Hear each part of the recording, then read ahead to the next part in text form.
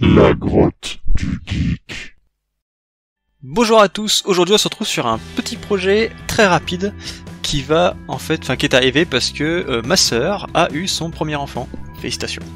Du coup, je voulais lui offrir un petit cadeau personnalisé et quoi de mieux qu'une veilleuse personnalisée. Alors, très rapidement, ce que je voudrais faire, en gros, c'est une veilleuse qui émet de la lumière et dessous, il y a un socle et le socle dessus, il y a des boutons de réglage et l'audio qui sort. Voilà. Du coup, grosso modo, il y a deux choses à faire. Il y a toute la partie mécanique plus l'électronique, les boutons machin, et puis l'audio. Pour moi, c'est les deux grosses parties du truc. Je vais essayer de faire ce projet en 2 vidéos seulement, et puis on verra si on y arrive. Au niveau de ce qu'il va y avoir ici pour émettre la lumière, j'ai pensé à faire un rondoudou. Ce serait vraiment pas mal, puisque du coup, ce serait un moyen pour déjà éveiller cet enfant à des choses qui sont quand même d'un haut niveau. Voilà. Bon, ok, ça me rappelle mon enfance, c'est tout. Mais bon, c'est cool quand même.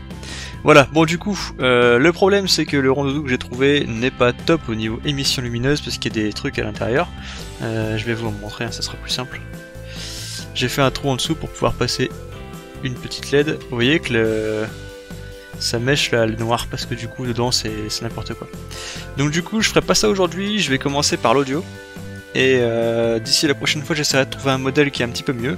Et comme j'ai beaucoup de difficultés à en trouver, il se peut qu'on change de modèle, mais bon, j'espère quand même qu'on pourra garder celui-là parce que c'est quand même le plus cool. Du coup, pour l'audio, eh bien je vais préparer tout ce qu'il faut, puis on se retrouve juste après. Bien, alors j'ai sorti les haut-parleurs miniatures que j'ai ici. Du coup, j'ai mis de côté ceux que j'ai en double pour faire de la stéréo, ça sert à rien d'en mettre 2 dans une petite veilleuse. Et pour les autres, j'ai mis de côté ceux qui sont trop petits là, parce que de toute façon le son sera pourri. Et puis j'ai essayé les autres. Parmi ceux-là, il y en a 2 qui ont un son qui est correct, surtout en termes de volume. Donc il y a celui-ci, je sais pas d'où il vient, mais c'est le meilleur, hein, vraiment. C'est de la bonne qualité, on voit dedans, enfin c'est vraiment une bonne machine. J'ai préparé un petit script, j'ai chopé une librairie de test Arduino pour générer un petit son. Et du coup comme ça je peux faire un essai. Je vais essayer de vous faire entendre, je sais pas si vous allez l'entendre avec le micro, mais on va essayer. Voilà, du coup il y a celui-là et l'autre. Vous allez voir le son est un peu moins beau, du coup je pense que je vais prendre le premier.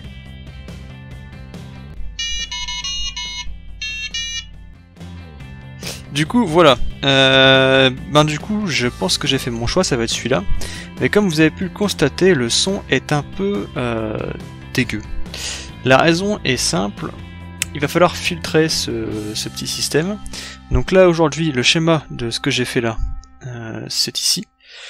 Donc c'est juste, j'ai mon Arduino qui se situe ici, et là j'utilise, donc pour ceux qui connaissent pas, c'est juste un transistor bipolaire qui permet en fait d'éviter que le courant qui vient rentrer dans le haut-parleur passe par l'Arduino, parce que c'est un microcontrôleur, c'est pas fait pour la puissance.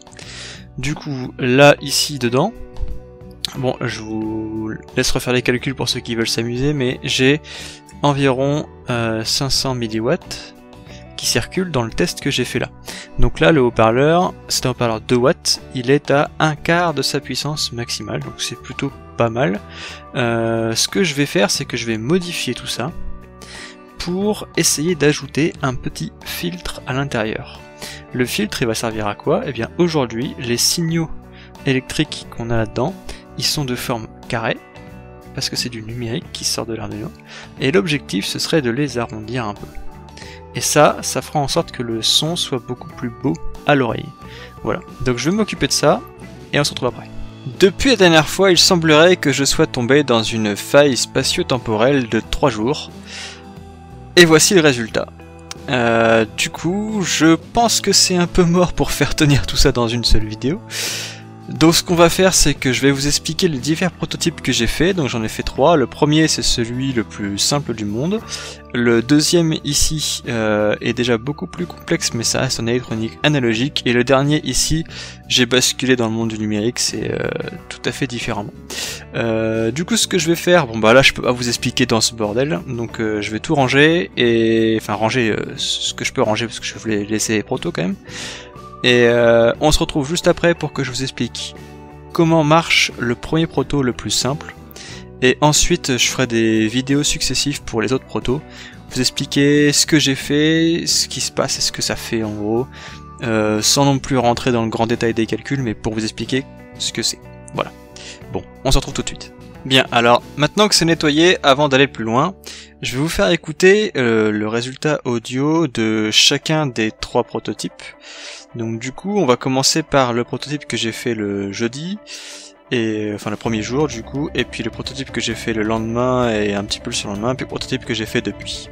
À chaque fois le volume est un peu plus bas, du coup je vais faire en sorte que vous entendiez, mais ça va être un petit peu compliqué. Voilà, bon alors on va tester tout de suite le premier prototype. Comment ça marche en deux mots, j'ai mon Arduino sur lequel j'ai utilisé la librairie Tone pour générer des notes de musique. Donc, moi j'ai écrit des notes, et ensuite il joue une musique. Ça marche pareil pour lui que pour lui, c'est-à-dire que c'est l'Arduino qui génère la musique. Pour lui j'ai changé, c'est un ESP8266 qui contient un fichier musical, c'est carrément autre chose. Voilà, bon, alors, on reprend pour celui-là, je vais vous faire écouter ce que ça donne. Alors le fichier musical c'est une berceuse de Brahms, mais j'arrive pas à prononcer le mot parce que j'ai pas fait allemand. Du coup ce que je vais faire c'est que je vais noter sur l'écran, là, quelque part là, le nom de la berceuse. Voilà. Allez, on écoute.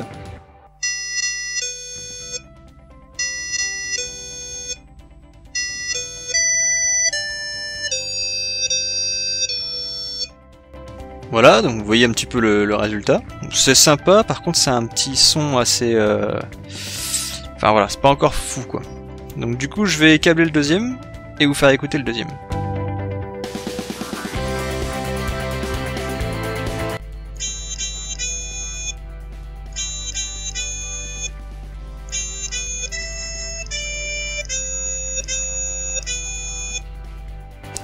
Vous voyez que le son est pas du tout pareil. Ça fait vraiment beaucoup plus synthé. J'aime bien ce son, par contre vous voyez que c'est un petit peu compliqué au niveau circuiterie.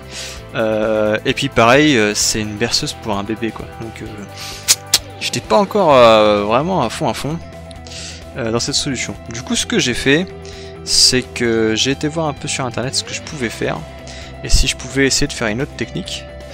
Et j'en suis arrivé à celle-ci. Bon, enfin, j'étais vraiment pas parti là-dessus au début, et puis je suis arrivé là-dessus. Alors, je vais vous expliquer dans la vidéo qui sera dédiée ce que c'est, comment ça marche et tout. Je vais pas vous faire un cours maintenant, enfin, je vais pas vous expliquer ça maintenant. Par contre, au niveau rendu audio, donc du coup, cette fois-ci, c'est plus la même mélodie, enfin, c'est plus celle que moi j'ai jouée, c'est une que j'ai récupérée sur internet. Mais il me semble que c'est toujours la même. C'est juste qu'elle est beaucoup mieux jouée qu'avec mon petit synthé fait maison.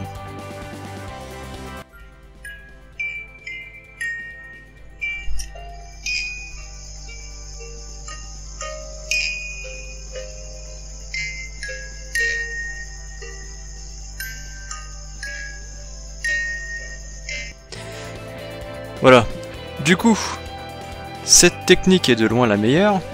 Par contre, il y a du bruit sur le micro. Alors je sais pas si on va l'entendre, du coup j'enregistre ça avec mon micro avec lequel je parle, et comme en plus je joue avec Audacity un atténuateur de bruit sur mon vocal, il se peut que ça parte un peu. Mais bon, celle-ci, donc du coup ce que je vous disais, il y a dessus pas mal de bruit, une espèce de petit souffle, et c'est dû au fait que je n'ai pas un composant essentiel pour ce montage, qui est le DAC, comment on dit, le transformer analogique vers numérique, numérique vers analogique, je ne l'ai pas. DAC c'est Digital to Analog Converter, convertisseur, voilà, convertisseur analogique, convertisseur numérique analogique, je ne l'ai pas. Du coup, le problème c'est que j'en ai bidouillé un avec cette méthode, ça marche pas des masses quoi. Mais ça fonctionne, on entend bien le son et tout. Donc cette méthode là c'est la meilleure pour l'instant je pense. Donc je pense que c'est celle que je vais utiliser. Donc, et là je m'adresse directement à la principale intéressée, ma sœur. Si le son des autres méthodes te plaît plus, tu me le dis et je peux te refaire les autres méthodes. Voilà. Mais moi en tout cas je pars là-dessus. Voilà. Par contre pour aujourd'hui, comme c'est super intéressant de voir un peu les étapes de mon cheminement, je vais revenir sur le premier prototype, celui qui est le plus simple, et je vais vous expliquer comment ça marche, très rapidement, c'est simple, donc ça va aller vite. Voilà. Bien alors, vous avez vu le circuit est assez simple. Du coup, qu'est-ce que c'est à peu près la même chose que la dernière fois, donc on a l'Arduino qui commande un transistor bipolaire, et ensuite j'ai mon haut-parleur, j'ai mis une résistance de 5 ohms. Normalement j'aurais dû mettre 4 parce que le haut-parleur en fait 4, mais j'en avais pas, du coup j'ai mis 5. Et ensuite j'ai 2 condensateurs de 10 microfarads, ça aurait été pareil d'en mettre un de 20 juste ici, mais je me suis dit ça peut être sympa, enfin je l'ai fait comme ça en faisant des tests. En ayant 2 comme ça change rien au niveau du filtrage, par contre ça rajoute un lien direct entre le 5 volts et le 0. Du coup ça va permettre de découpler un peu localement, ça peut être sympa. Bon voilà. Alors comment ça fonctionne? C'est tout simple. De base le haut-parleur est à 5 volts ici en haut, et là aussi, du coup il n'y a aucun courant qui le traverse. Et quand on va venir activer un créneau, tac tac tac tac, ici, le transistor va devenir passant, et donc il y a du courant qui va être tiré.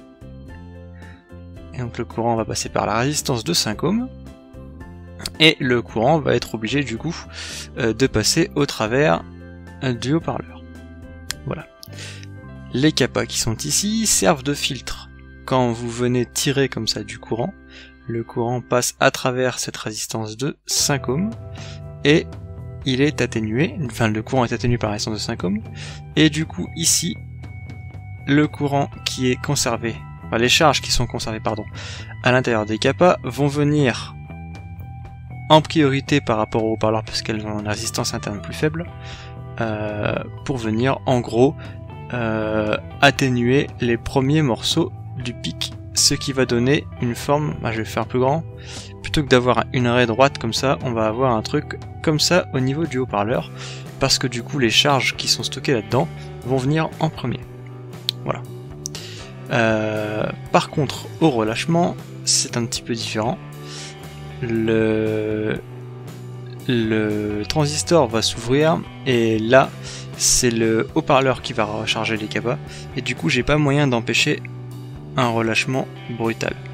Donc je vais avoir des dents de requin en fait. Donc le signal, je vais passer d'un carré à une dent de requin. Donc je vais vous montrer en vrai ce que ça donne. Donc j'ai le circuit ici, j'ai tout recablé et j'ai mis l'oscilloscope entre le plus, donc le VCC, il y a le truc qui s'est désynchroniser, entre le VCC et l'entrée du haut-parleur, donc vraiment aux bornes du haut-parleur. Voilà.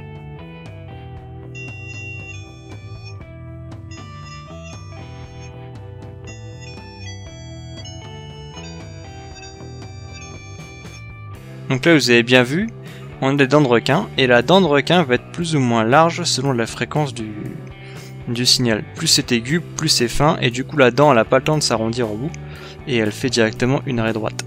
Voilà, donc ça donne un son qui est beaucoup plus joli qu'un son carré de base là, un créneau. Par contre, ça reste assez agressif pour l'oreille. Et c'est pour ça que je suis passé à la version 2, qu'on verra du coup dans une prochaine vidéo, puisque je vais pas non plus faire une vidéo de 50 minutes, surtout sur mes montages.